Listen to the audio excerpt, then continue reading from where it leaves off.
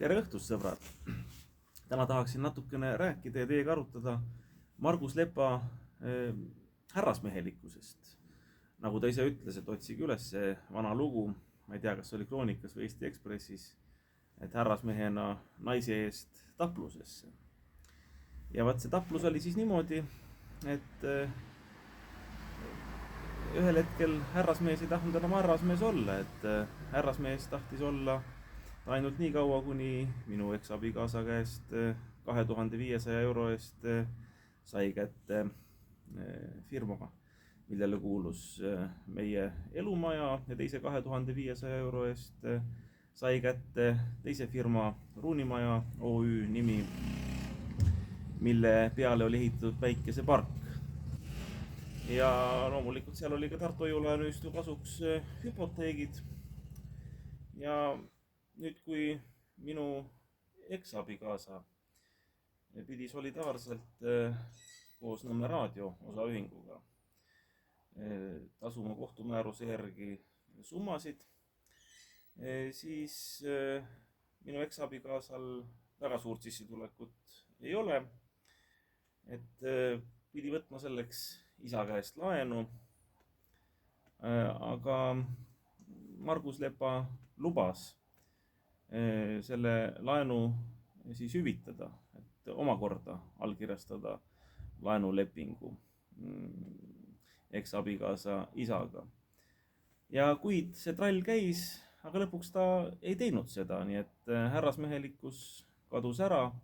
Et head Nõmme Raadio toetajad, võib-olla te kirjutate ja helistate Margus Lepale ja tuletate meelde, et tasuks ikkagi olla härrasmees lõpuni, et ka siis, kui daami ees antud lubadused täitmist vajavad. Ja lisaks see on aktuaalne ka Tartu Hoiu-laenuühistu protsessi juures, sest Margus Lepa, kui ta Ruunimaja osaühingut juhtima hakkas, juhtis selle pankrotti. Vaadake järgi, see on pankrotis. Sellepärast, et 3 aasta jooksul ta võttis välja sealt päikesepargi toodangut, see on suurusjärgus 150 000 eurot raha, et te võite teatmik.ee-st järgi vaadata, et maksustatav käive 3 aasta jooksul 2022 kuni 2025 ongi selline. Kui te selle 2-ga korrutate, siis see ongi päikesepargi toodang. Miks 2-ga? Sellepärast, et taastuvenergiatasud ei ole maksustatav käive, aga see tuleb sinna juurde arvestada, et selle ka päikesepark sai ilusti. Ja Lepa kandis selle raha mitte Tartu Hoiu-laenuühistule, nüüd Tartu Hoiu-laenuühistu praegu, millel niigi rahasid on puudu.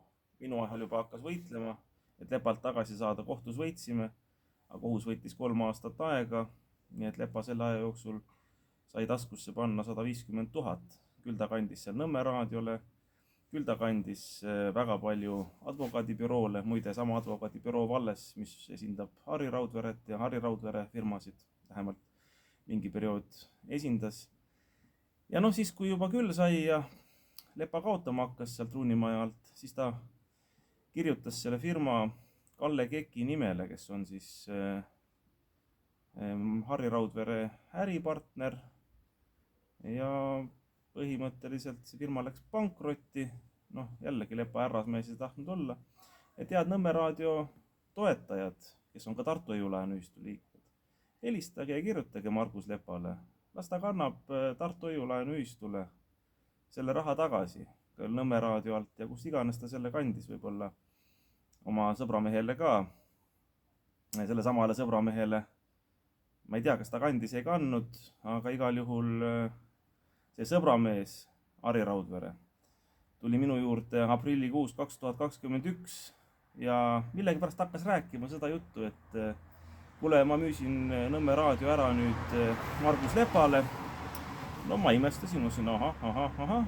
Ja paari päeva pärast tuli teade, et seesama Nõmme Raadio on ostnud siis minu eksabikaasa käest firmad Tulbimaja ja Ruunimaja. Ehk Harri Raudvere ei tahtnud näidata, et ta rahvakeeli öeldes siis nõukogu esimehena juhatuse esimeest kepib, et lasi siis teha seda oma sõbral Margus Lepal, kes oli suur härrasmees, aga nüüd tuleme alguse juurde tagasi. Kui raha on vaja maksta daamile, siis ei taha enam daami eest taplusse minna ja raha maksta ja ei taha enam härrasmees olla. Nii et tuletame talle kõik koos härrasmehelikkust meelde. Head õhtut!